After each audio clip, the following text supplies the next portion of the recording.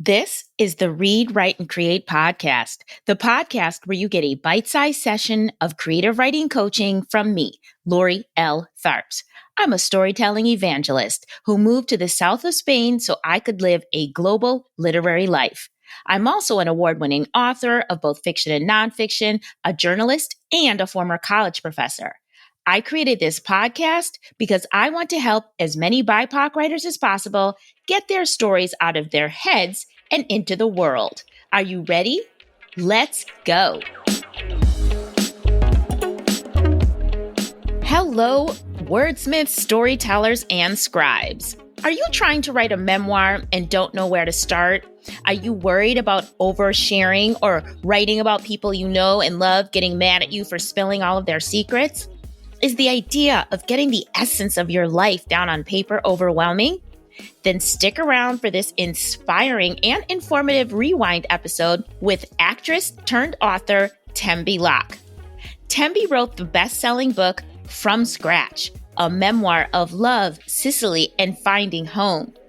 During our conversation, recorded right after the book debuted, Tembi and I talk about the reason she decided to write this searing love story about life before and after her Italian husband's death from cancer. We also talk about her writing process as a new author, and that's when things get juicy. She tells us how she protected the privacy of her family members while she was writing this touching family story. She talks about why writing a story shrouded in grief could still be a beautiful experience, and why she chose to include recipes as part of the story. Tembi is really a generous storyteller, and she shares a lot about her writing practice in this delightful interview. I really hope you enjoy it. By the way, this interview was recorded when my podcast was called Melting Pot Stories. Just don't want you to get confused. All right, on with the show.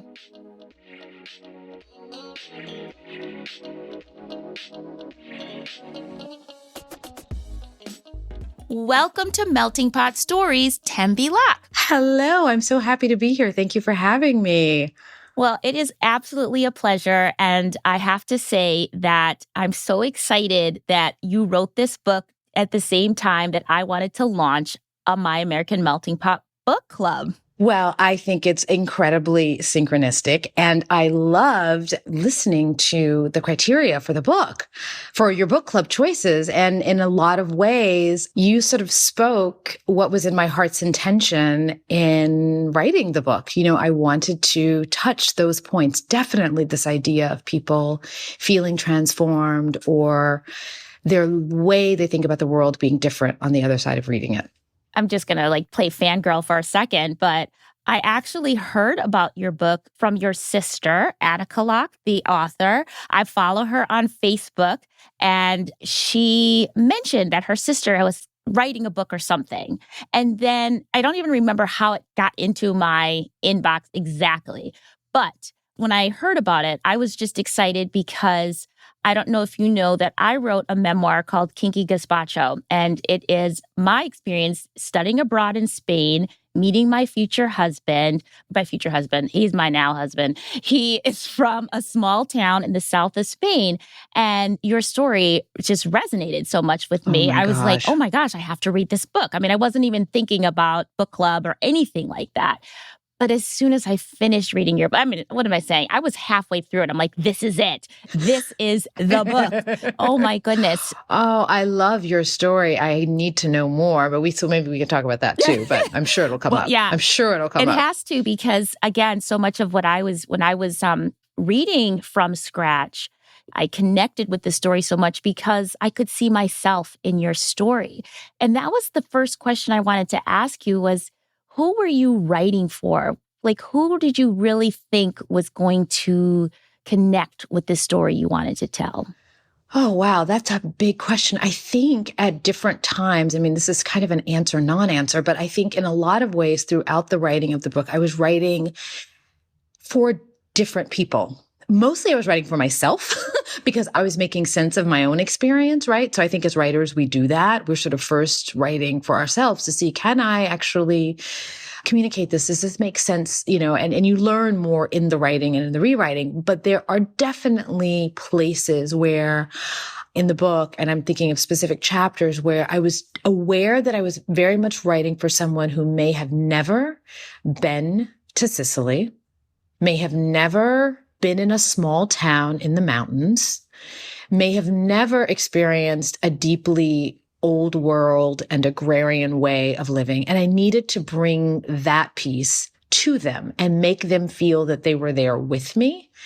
And then there are other chapters where I was very much writing to people who have experienced loss and like really trying to bring my experience to bear on the page in the hopes that someone else might see themselves in my experience. That idea of like, we get to the universal through the specific, right? So using the very specific details of my life, but connecting it to something that's universal to all of us. At times I was writing to my daughter, right? The sense that this book would be a kind of a love letter and a legacy for her.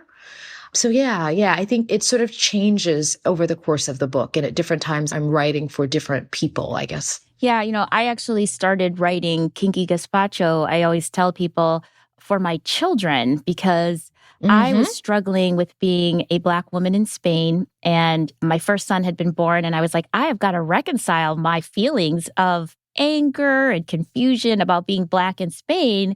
So I should write about it. That's kind of my answer. No, absolutely. Absolutely. I mean, on the page, we get to sort of explore things, explore the shadows. Sometimes we can just vomit up all the negative stuff, and all the feelings we don't like and kind of get all that out there and then walk away from it. And I think one of the beautiful things about writing as an art form and also just as a way of better understanding life is that you can come back to it the next day and look at it and you feel different, like, okay, I got all that out, but now what's really underneath that? And then you peel back the layer or you go back in deeper. So I totally know. I mean, many times, especially during Sato's illness, I definitely wrote a great deal to just write out the feelings, and the making sense part came later, much later. One of the things that as a writer myself and as someone who, I teach writing, I teach memoir all the time. Sometimes people have just brilliant stories, but they're not necessarily great storytellers. But your book was so beautifully written. I mean, I was sobbing. I was hungry for the food you were describing. I could see Sicily. I was like, oh, yes, in Sicily. I was like, people, are you been? No, I've not been to Sicily, but I read this book. And I mean, I felt like I was there. I know your in-laws intimately. Oh, that's a compliment. Thank you. But so tell me how you just mentioned that while Sato was ill, you were writing, but I know you're an actress by trade. How does writing play a part in your everyday life? And tell us a little bit about your writing process. Like, how did this book come to be? Because a book that's a lot of writing. Oh, it is. It is. I've been writing off and on. Really, I could say my whole life. I mean, at the very basic level, just journaling since I was a teen. I would be holed up at my grandmother's house for the summer and not know what to do. I'd stopped watching soap operas, so I would just go to my journal and write stuff. Do you know what I mean?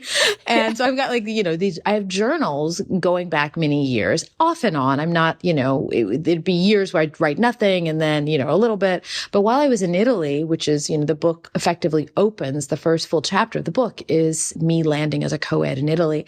And I definitely journaled through that whole time. So I have a history of writing things down to a degree. And then when Sato became ill, right, fast forward in time. And so I'm an actor, yes. And one of the things about being a caregiver is often it sort of interrupts the normal flow of life, as critical illness will do and does. I was finding myself not able to quite act as much because I was really needed at home in a different way. And the kinds of jobs I could take were different. But what I knew I needed to do was stay close to my creative self. And I have some beautiful people who are mentors in my life who are like, okay, you've got to find a way to channel some of this because you're a creative person. And for you to not be creative you're going to suffer more than you already are. So I took a writing class at UCLA Extension, and that turned into another class. And over the course of Sato's illness, and even after he passed, I did a creative writing program there. I finished a certificate program. And the work that I did over those years, over many, many, many classes, kind of became the backbone of what would be the book. I didn't know that I was writing a book at the time. I mean, I loosely had an idea, but I thought maybe I would write some essays about caregiving or something like that. I didn't. First of all, the idea of a book-length narrative just was daunting. You know, where do I begin? Where do I end? What happens in the middle? Like all of that structurally felt very overwhelming. And I also know a lot about that because, as you said, my sister is a writer. So I'm very aware of, you know, I have someone in my life who does it incredibly well. I mean, she's incredibly well. So I also, and I see the time that she puts into that. So I also knew that for me to do a book was a mammoth task. So the book didn't come fully formed in my imagination all at once. It was a very much a slow layering process and lots of writing in classes and in journals. But the pivotal moment came while I was in Sicily. After Sato passed, I would send these emails home.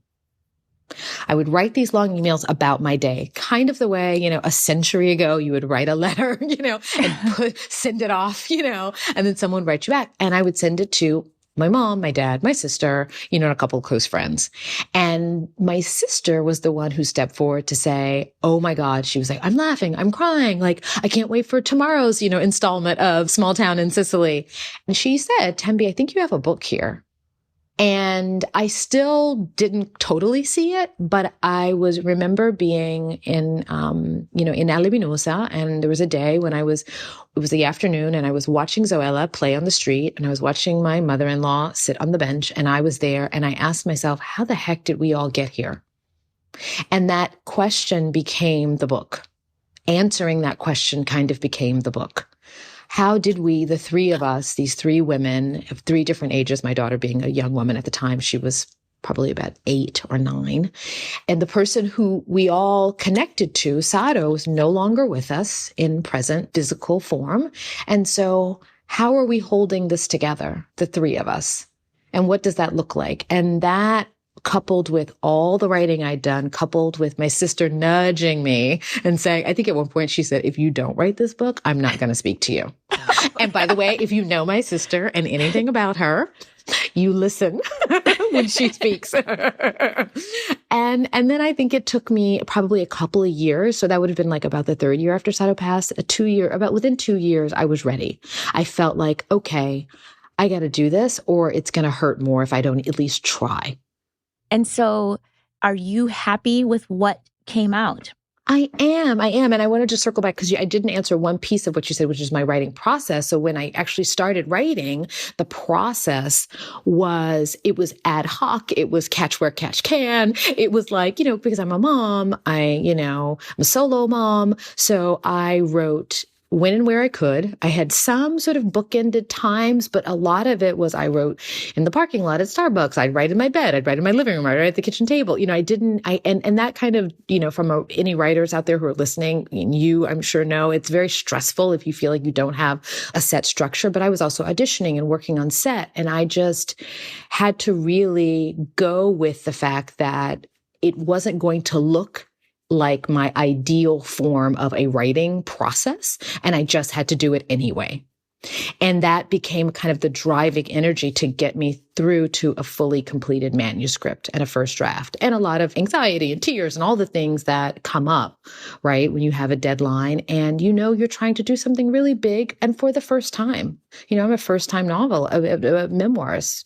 So it's a big deal to sort of be brave enough to trust that you can get there, even when sometimes you don't know how. Yeah. And everything you just said completely resonates with me as a writer, and I'm sure with anybody else who has attempted to write a book, because you're laying everything out there, and particularly with memoir.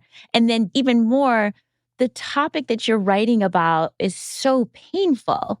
I mean, like that had to be Lori, it was harrowing. I mean, I have to say, like, I sometimes I wake up, you know, the book has been out, you know, roughly a month-ish now, right? Or a little less than. And I still sometimes pick it up, look at it, and I have a moment of disbelief, right? That like I actually was able to do it and complete it, because I had to ask of myself to revisit the most painful, moments of my life. So it's painful enough to go through it, but then it's another layer to re-enter the pain, to sit in it, to be able to write about it so that it can be shared. Someone asked me this recently, and I talked about particularly the traumatic parts of the book. Any writers out there who are writing about trauma in a certain way, I had to have for myself a lot of rituals to allow myself in to those spaces, and then rituals to get myself out of those spaces so that I could then be present in my life, in 2018 when I was writing the book, because as memoirs, we are excavating memories, joyous ones, painful ones, and trying to reveal and be as authentic as possible. So I had, I definitely cried a lot. I had sleepless nights. I had moments of joy. I had moments where I would only be able to get out maybe a paragraph for the day and then I need to walk away. But I did a lot of ritual, and I saved certain sections for when I knew I had the space and time to linger in it. And I had enough safety around me, in the form of helpful friends or, something that I would always create something to look forward to on the back end. That was big for me. Like, I'm going to go have a lovely dinner and a glass of wine when I get through with this. And because, the story, again, I just remember just crying through many parts of the book and feeling like I knew your whole story.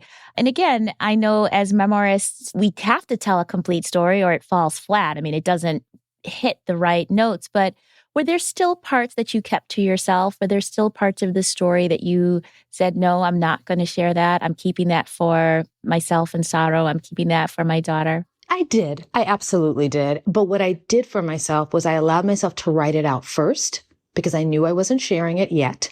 It was just for me. And then I needed to step away and look back and see, did I really need that? Did I want to just keep that for myself? And my litmus test was always, I'm not afraid of challenging something that scares me. But if after I write it and get it out, I feel like, oh, okay, yeah, I feel better. I shared that. But if after I write it, I still have to revisit it, I'm still asking, it's not sitting well with me, I know that either there's something in the writing that's not quite right, or I'm not ready to go there yet.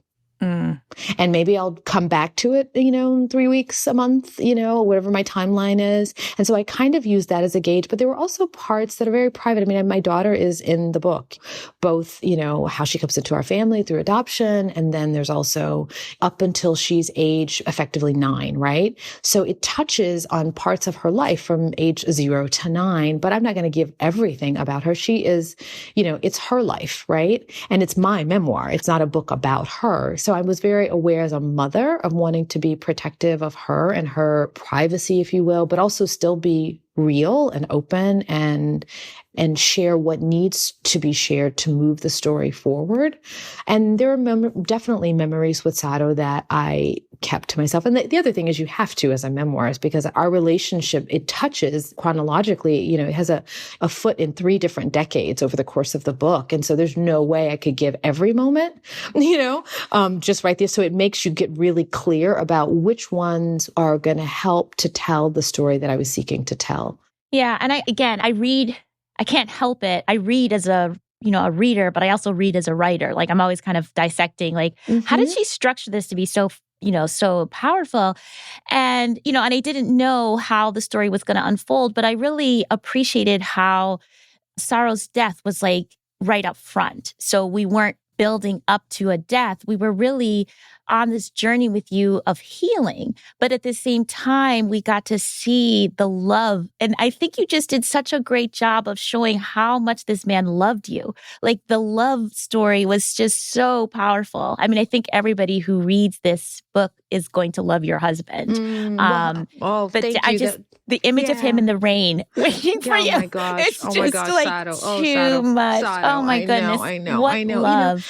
It's so interesting. There are so many things I could speak to on everything you just said about, sort of the love piece and Saro and the kind of man he was. And I was so in terms of the structure, I kind of always knew it would be the 3 summers. I always knew that I would be touching back to the past, but starting from the point of view I'm already widowed.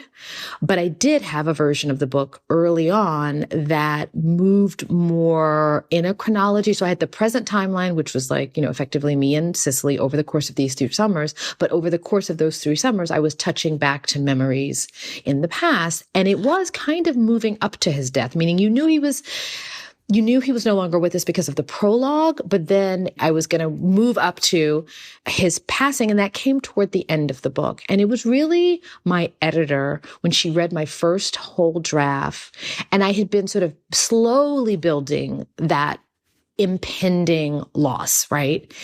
And she gave a really great note, which was she invited me to look at the possibility of moving that moment very early on in the book. And she said, and what it would do for the reader, and really anchoring the reader early on and toggling between past and present early on in the book. And she presented she kind of gave me some suggestions. You can kind of play with that and go with it. And I was like, wait, what? I was like, wait, what? I can't? I was like, huh? I definitely had, kind of like, oh my gosh, what is happening moment. But when I did that, it freed me up also, because I didn't realize that in the writing and trying to build up to this moment with the reader's going to know what's coming. I mean, it's not like I was saving it in some way, but in a certain sense, it made the read harder because you weren't going on a journey of my healing. You were going on a journey. You knew I was okay because obviously I was in Sicily, but you also still were constantly reliving that pain in a straight line, more of a straight line. And so by moving that closer to the front, it's anchoring early on the reader in the most joyous and the most painful 2 moments of my life within the first 100 pages, which is meeting him and falling in love with him and then losing him. And then from then on, it's like it kind of grounds the reader. And for me, even as the writer, it grounded me in the emotion. And it freed me up actually for the rest of the writing when I reordered and, so I kind of both had the structure, but then I found it in the editing. I had to kind of write it in a straight line only to play around with it. Yeah. And that's the fun of writing. That's what I think is the fun of writing. I mean, it's painful and long and arduous. And when someone says, hey, have you think about changing this completely around? You're like, what? No. Oh, I cried. No, Lori, tears. No. Yeah. I was like, this is no, But then I knew what I'd signed up for and I knew I really wanted to tell the story. So I was willing to give it a go. Well, I think it works wonderfully. I mean, it was, like you said, and it just, because I thought about, well, what if she had done it in a different way? Like I felt like you just said, we didn't have to kind of build up to that. It's like we knew it was going to happen and we could just go along with you. It like you said, it grounded us. So I want to switch gears for just a minute and bring us a little bit more into the present in your current life. I want to talk a little bit about being a Black woman in Italy, being a Black woman in Europe, and what that is like. And I'm going to just give that little bit of background for myself. I mentioned that I met my husband when I was studying for my junior year of college. I think we're about the same age, and I've been going back and forth to Spain for, many years. Every summer we would go to the town where my husband was born and raised. And it was always challenging. I mean, it was always challenging because I was stared at and pointed at, and it wasn't like a violent racism kind of thing at all, but it was always that kind of, I could not just blend in. I'm not going to be let go, and people, I'll just say again, it was challenging. So I'm going to go back to Spain this summer, actually, for the first time in about 7 years. And I'm actually going to be writing a story about, 10 years later, what's it like to be Black in Spain? Oh, interesting. And so you've had like a similar, time frame of going back and forth to Italy, and you touch on this in the book somewhat, but obviously this wasn't the focus. But what is it like? And have you seen a change, particularly since you now kind of have a place of residence there, and particularly in a small town? What's that like being a Black American, particularly? Because I know Black is defined in a lot of different ways, and you'll have different experiences as an African, but what's it like being a Black American? I would say, I can contrast it by saying what it was like as a co-ed student versus what it's like now, right? And it's been a lot of change in between. But back when I was a college co-ed, I remember there were almost no African-American people in Florence at the time, maybe me and like 2 other women. And the rest were, Senegalese immigrants, right? And the way I was first struck by the way that for Italians at that time who were just beginning to absorb a community of people who are now very integrated into the community, but, the Senegalese presence, right? And so we just all got lumped in together. And I was like, wait, I actually don't know that person. like they, we actually come, from I didn't, and that was shocking to me, like that Italian, but I realized Italians at that time had no nuance for it. Just, they saw an external, right? And they just lumped everybody together. So, and I remember very clearly thinking, like someone saying, well, why don't you, because they knew I wanted to be an actress when I finished college, they were like, why don't you, stay in Italy? And I think even maybe Sado and I even had these conversations, like, why don't you stay in Italy? And I looked around and I thought, what would I do as an actor in Italy? And when I looked at the television, it was like, I would do a chocolate commercial or a coffee commercial. And I was like, no way in the HE double hockey sticks am I going to do this? Like, that is so limiting. And I'm laughing so hard because I was once chased when I was living in Salamanca. Sure, I was chased by some children who were singing the song for like the hot chocolate commercial. Of course they were. Yes. That's the only connection to Black people they had was like hot chocolate. Thank you. Okay, so that's the 90s. Mm-hmm. And then I'm going to fast forward now, and we're in like second term of the Obama era. And I'm in Sicily as a mom and as a wife and in a small town, and a town that is a small town. So they don't even have the benefit of tourism, right? Or, you know what I mean? And it's in the interior. And people stop me on the street and they ask me, what does Obama think of, X foreign policy that has to do with Syria, right? Which one, I'm both like, before I can even get to sort of being shocked that I'm being asked to speak on behalf of President Obama, I have to first, clock the fact that they actually know more about his policy with Syria than I do, because it affects them more. They're so close to it geographically, right? And it's really meaningful to them. So here are people that you would think, oh, they're in this small town. What do they know about, foreign policy or what? But they're very, very aware of it. And now are asking me because, one, I'm American, and maybe they would ask that question of any American, just out of curiosity. But secondly, the fact that I'm African American, they're like, it almost felt like I have a special phone that I can connect directly to, the president, and I can ask him what his policy is. It's the black phone. The black phone. Go ahead. Mm-hmm. But it felt very endearing. And I thought of the two, I definitely prefer that conversation versus the chocolate and coffee version of being Black in Italy, so that's kind of the funny parts of it all. But the other piece that's very nuanced is I am aware very much when I'm in Sicily and many parts, especially the rural interior, I'm aware of the fact that this is a part of the world where people probably are not interfacing a lot with people who look like me. And so what that means is I don't necessarily read racism particularly into their interactions or their curiosity. Some of it is my otherness in general, because I'm urban, I'm from Los Angeles. I'm also, if they talk to me long enough, they figure out I'm an actor, I'm American. There's all these ways that I'm so different from them, including being Black.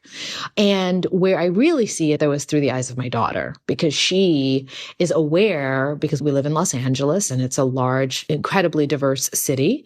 For her to go to a place where there's only one kind of people is very unusual for her, even though she goes there every summer. And at different stages of her development, she asks about that. And that's when we have those conversations. I kind of write about that a little bit in the book. And then the other piece that I would say that happens in Sicily is the only real interaction in terms of the interior, not at the coast, because the coast is very diverse. They get lots of tourism. There's universities like in Palermo. So they have more diversity. And because I'm not living there day in and day out, I can't speak to what it's like for them, those people of color. I know given the larger migrant crisis in the world and in that part of the world, it's probably not easy being a person of color in many parts of Europe in general right now. But I will say in the small interior parts of Italy, and I write about this in the book, we've had an interim priest come to town who is of African descent. And that to me, like watching that unfold is just really interesting. And because he is a priest and a man of the cloth and of a faith that they, respect and revere, there's a lot of reverence for him. So it's interesting to see all the ways, kind of the diaspora experience of it all. And then people do, look at us and ask us questions sometimes. And sometimes, I think they see enough TV that they don't. Maybe, and in our town, of course, we come every year. So that has kind of worn off. Like they just know us, but yeah, it's a really interesting, Europe is changing a lot right now. It'll be interesting to see what your experience is like when you go this summer. I've taken a group of students to London for the last couple of summers and have traveled a little bit to, other cities and in countries in Europe, but I haven't been back to Spain. But I'm really excited to see what kind of differences have taken place. I've talked to a lot of Black women, particularly who've actually relocated to Spain and are loving their time there. So yeah, I think it's a different time. And also with social media and the younger generation, like there's a whole new generation of people for whom it's very, they know more sometimes about Beyonce than I do. Do you know what I mean? Like, and I'm going, wait, what? People who are, 17, 18, 19, they're very clued into that. The globalization part of pop culture and the way we fit into that equation has changed perspective for the younger generation, I think. Yeah. And I also think that, what you said and, the point you made in the book about, particularly being in a small town, people often assume that being in a small town, being a person of color, being a foreigner, whatever you are, that's just going to make it too difficult. But I think when you are in a smaller town and you're not there just passing through, but you're there making a life for yourself, once people understand who you are, you can just be. And I think we all have to give people credit for being able to accept difference if we make the effort. And I'm not saying that it's the responsibility of people of color to make the effort all the time, but I do think that, we're too quick to necessarily assume or to judge, like small town, it's going to be terrible. Big city, it's going to be better. Sometimes it's the absolute opposite. Absolutely. And I do think that is our sort of perspective as Americans, because race is so upfront and center here in our culture that we, and as African Americans, we come at that first. And I have often had to sort of ask myself, wait, is this the thing about just general difference? Or is this more specific to their perhaps understanding of what it means to be Black? And sometimes you can't tease it out, but I do know that I tend to move in the world, both here and there, as let me get to know you first. Like, let's just I try to meet people because I could very much lob as many prejudices onto them as they could on me. That could go back and forth all day long and no one get anywhere. Right. And so for me, it's I tend to do that. And then once we talk a little bit and, then more gets revealed and we get to choose how much time we want to spend together. Yeah. And I love the story that you tell in the book about when the tourist comes through town and they get the car accident and they ask you to come solve the problem because you're a foreigner. And that's the thing that makes it so great. It's no one's get her because she's Black. Or it's no, get her because she's they're all foreigners. Yeah, they're all foreigners and she speaks English and she needs to tell that foreigner what's happening. Right. So he's clearly, it was, yes, that I love that scene in the book and I loved writing it. And it's still to this day, I just think to myself, oh my gosh, I cannot, that was such a crazy moment. And actually it was a real moment. And I try to express that in that chapter where I really was oh, I'm a part of this community. I'm a part of this community. And that was a real aha moment and something which I won't give it away, a moment between my mother-in-law reinforced that. Yeah. I mean, that was what's really, I think, so beautiful about this story is that finding home, you said, finding home and finding community in the most unexpected of places, right? That's what can tie us. So that being said, again, I have a couple of questions from book club members who wanted to ask you. Interestingly, most of them were interested in knowing about your daughter. And they wanted to know how she's doing and how your family is doing in Sicily. So that's actually from Anastasia Sean. She wanted to know specifically, how's your family? I hope you're listening. Everybody's doing well. Zoella is doing great. She is now 14. Oh my gosh. And I know. I still can't imagine, And you know what? A part of writing the book was I knew to some degree those years between 7, 8, 9, the years leading up to that early part of her life, memory is a tricky thing, right? We kind of talked about that earlier on. And I wanted to capture on the page for her this early part of her life that when she's 20 and she may not remember all of these details, right? And so I wanted to really capture that.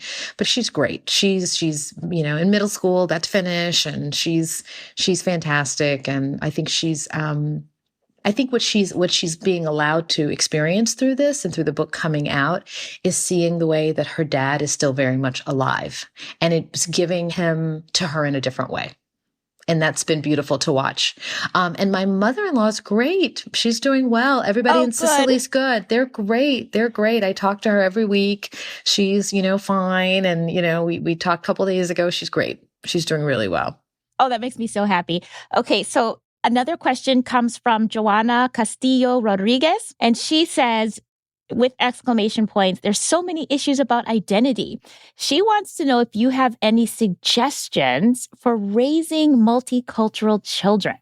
Your daughter has a Black mom, an Italian dad, and she's adopted. Like, there's so many things. And of course, this could be a whole other show, which we actually did do. Our last show was about multiracial children. I heard a bit of that show. It was so fantastic. I loved it. Thank you. But what's your approach? Gosh, it's a big question. It's a question I think a lot about. And where I am now with it, for now, you could talk to me a month from now and I may be in a different place. So just know that. But what I do with her now is I really I try to listen, especially at this age, to how she's seeing her identity, right? And what parts of her identity, because she's now at an age where she's getting to sort of lean into different parts of who she is, right? So when something comes up at school or a subject matter or something they're studying, like I listen to the parts of that bit of history that she's responding to or connecting to. But I also make space for all the parts of her identity. And one of the things I believe in, she doesn't have to choose any one thing. But I also am very clear, and I think she knows, to the outside world, she is, at glance, an African-American woman, right? People may not know all the different parts of her, but that doesn't mean anything for how she has to move or feel. That's just someone else's, who hasn't met her, their projection, right? And so she's helped me to see that because I don't have, I have, different ethnicities within my family, but both my parents are African-American, right? And I grew up in Texas too many years ago. And at a time when you really did, there were Blacks, Latinos, and whites. And that was kind of it, and maybe the Vietnamese community, right? In Houston at the time. And that was kind of it. And so there's a whole way of being, especially in California now, where I'm like, okay, she's really having a different childhood experience with some of the same issues, but also a different way of moving through the world. And it's beautiful. It's absolutely beautiful. And embrace it all. Embrace it all. I love that. So I'm not going to say Reese Witherspoon copied me or anything, but she selected... You and Reese have good taste. You guys got on the bat phone together and you realized, Yeah, and go Reese. I'm so happy that she also picked this book because obviously the book got so much attention because Reese is great with the books. Yeah. So, she's picking some really awesome books. I've looked at a bunch of the different books that she selected. So I'm just curious if you think there might be a movie version of From Scratch, because I know the last book Reese Witherspoon chose is in development for a movie, and you're an actress. So 1 + 1. 1 + 1 equals I don't really know anything right now. I can't say anything fully. I have always... I'm going to back up and say, and you may love this book as well, like Water for Chocolate, which came out, yes. And then to say, I love a book that I love the film. I love this. So the idea of, translating prose to screen, right, is a beautiful, beautiful process. And if Reese, we get to come along and do all that, fantastic. It would be beautiful. And it would be beautiful to see Sicily on screen. Why not? Right? We haven't really seen it since like The Godfather, Yes. And this is not The Godfather. No. So yeah, that's what I know. That's all I can, yeah. Okay. And another question. Do you think that there's going to be an Italian version of From Scratch? And how would that make you feel to have your Italian relatives and friends and community read your story? Okay, so Lori, let me tell you. I got news that it is going to be translated into Italian. I just found that out recently. Congratulations. Thank you. And I was elated. And then I was like, oh my gosh, now because, different culture, different way of being, different everything. And it's one thing they know the book exists. Clearly, I told them from early on, and they've seen me writing, over summers for the year. But it's another thing to sit and read it and to be inside their sister-in-law's psyche in a different way, but my hope with it ultimately is that for them, when and if they choose to read the book when it comes, and I hope it's translated really well. I really do. I hope it's translated well as well. But I hope that they see the book, that this is really an homage to a brother and to a son, and that is really the beauty in the book, for all the ways that I reveal how I'm flawed and my thinking and, our past and all of that at the end of the day, it's a book about love and about the love of this one man and how it created this greater, bigger love for all of us.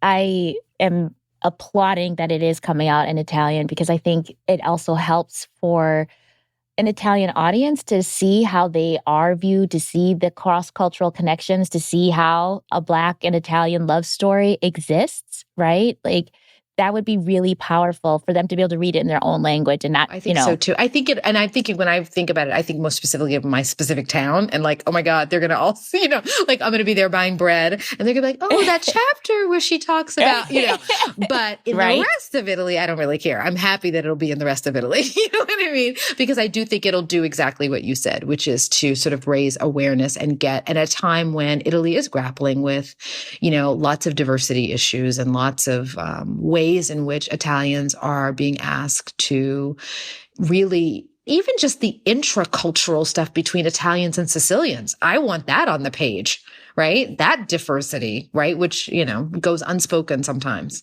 That was fascinating to me. That was, that it's not you're not even Sicilian. Like, you don't even hit the Sicilian bar. I don't want to say it's crazy, because of course it's not crazy. We have our own crazy ways of discriminating against people, but it just shows that we're all grappling with the same tribalism wherever you happen to be. Yes, exactly. And that's what the book, I hope, also lets people know, that we are really all the same and we are far bigger and greater than any geography, and we are human. Yeah.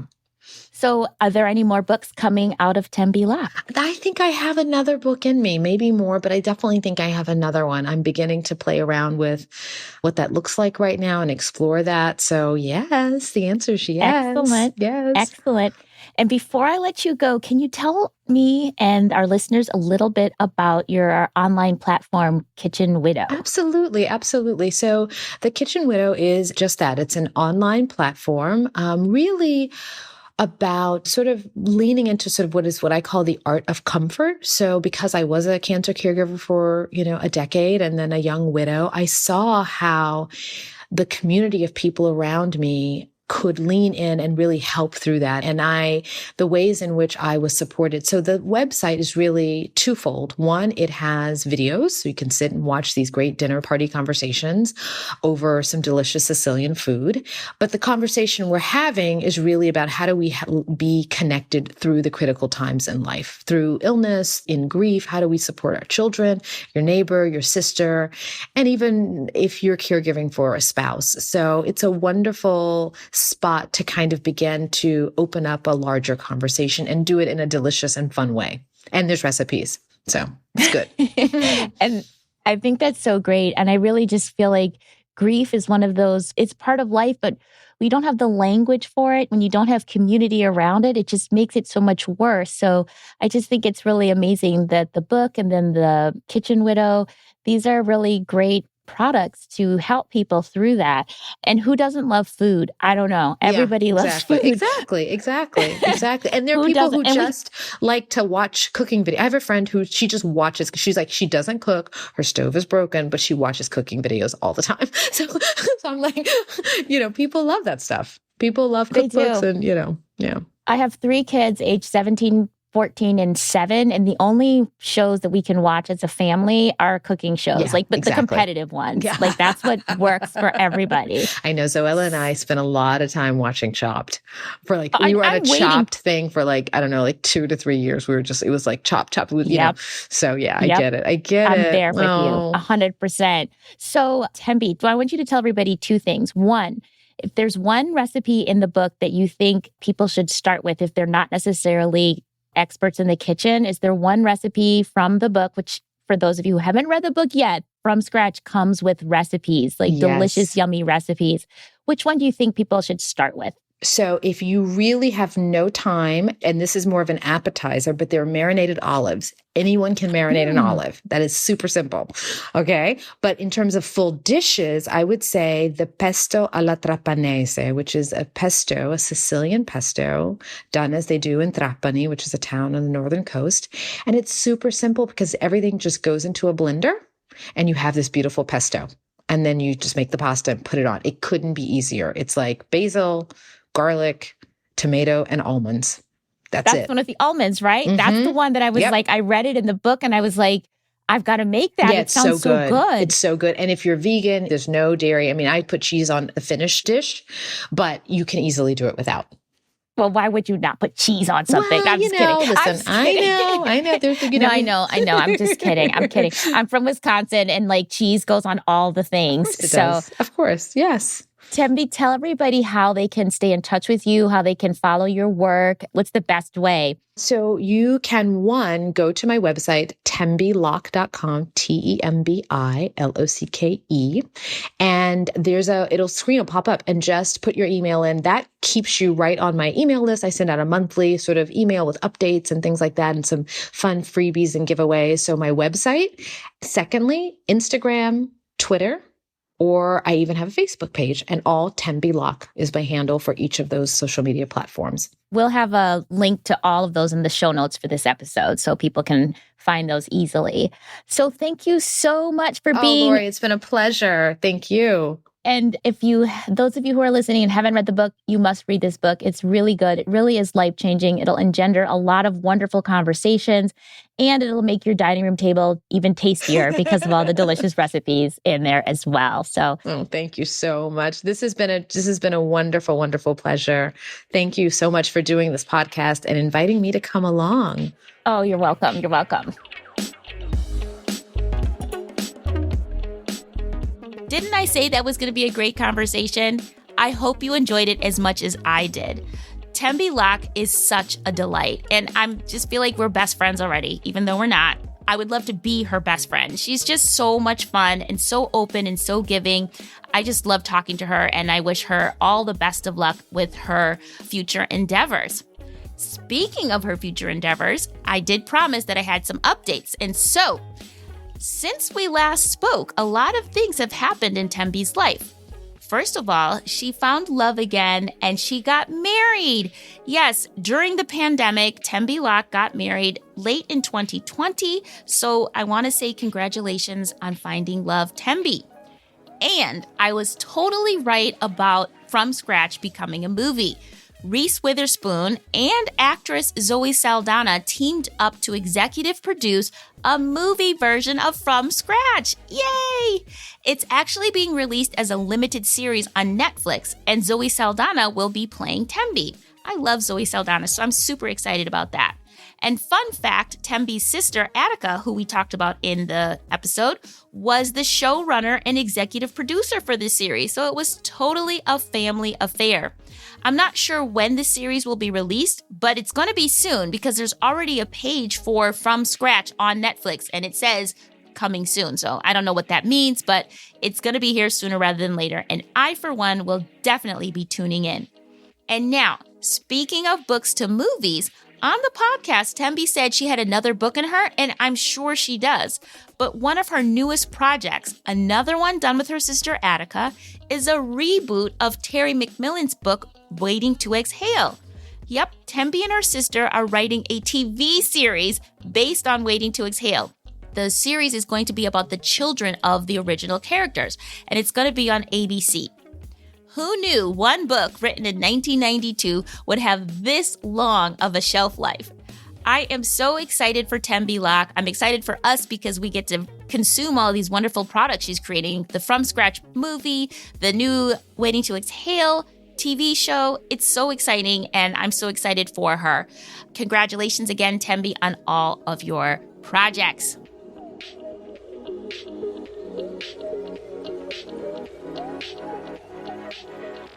Thank you for listening to the Read, Write, and Create podcast. I hope you are feeling even more inspired and motivated to share your story after listening to Tembi's interview. If you're looking for more inspiration and information to optimize your writing life, make sure you visit the Read, Write, and Create website. That's at readwriteandcreate.com. Read is spelled R-E-E-D. And while you're there, make sure you sign up for our bi-monthly newsletter to get writing inspiration and resources right in your inbox. Links for both are in the show notes. If you're looking for an easy opportunity to see your words in print and making sure your words are making impact in the world, how about you write a review of this show on Apple Podcasts? If you do, you'll help more people know about the show, and you'll help more BIPOC writers get their words out into the world. That would be a great impact. Thank you. The Read, Write, and Create podcast is produced by me, Lori L. Tharps. Our editor is Brad Linder, and our theme music is by Wataboy. Until next time, keep writing. The world needs more BIPOC stories by BIPOC storytellers.